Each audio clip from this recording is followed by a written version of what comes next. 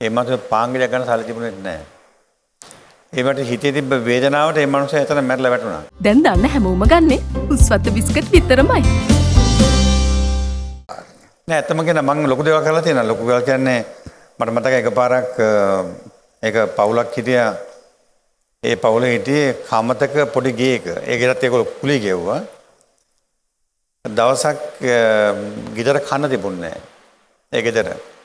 එයා ඩ්‍රයිවර් කෙනෙක් එයාගේ වැඩ කරපු ලොරියේ මොකක් හරි මේ ලොරියට අසනීප වෙලා දැන් මොකක් හරි රිපෙයාර් එකක් ඇවිල්ලා මේ වැඩ නැහැ මේ අනුසයලා. ඉතින් සල්ලි නැහැ. ඉතින් නෝන මහත්තයා කෝල් එකක් දුන්නා මේ මහත්තයා ගෙදර කන්න මොනවද නැහැ පාන් ගෙඩියක් ගෙන්න කියලා.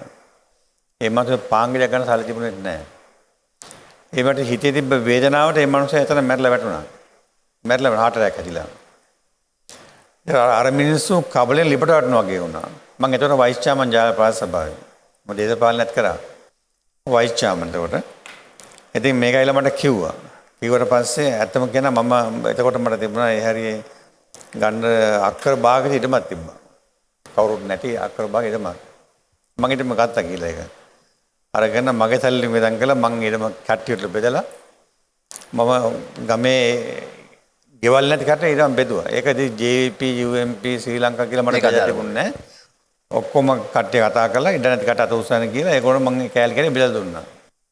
අර පවුලට මම එතන ගයක් හැදුවා. ගයක් හැදලා මම බාර දුන්නා. ඉතින් හිටියා පිරිමි ළමයි 3 දෙනෙක් ගැහැණු ළමයෙක් වගේ හිටියා. ඒ අම්මට කන ඇහෙන්නේ නැහැ. ඉතින් ඒගොල්ලොන්ට මම ගේට් හදලා දීලා, වැසිකිලි හදලා දීලා, කුස්සියට බඩු ඔක්කොම දීලා, ගෙදර බඩුත් ඔක්කොම දීලා, සල්ලිත් දීලා.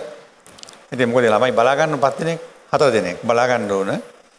ඉතින් එහෙම කරලා ඉවරලා ඉතින් මට මෑතක ආරංචි වෙනවා මේ ඒ ළමයි 3 දෙනාම හමුදාවේ. දුව එකවුන්ටන්ට් කෙනෙක්.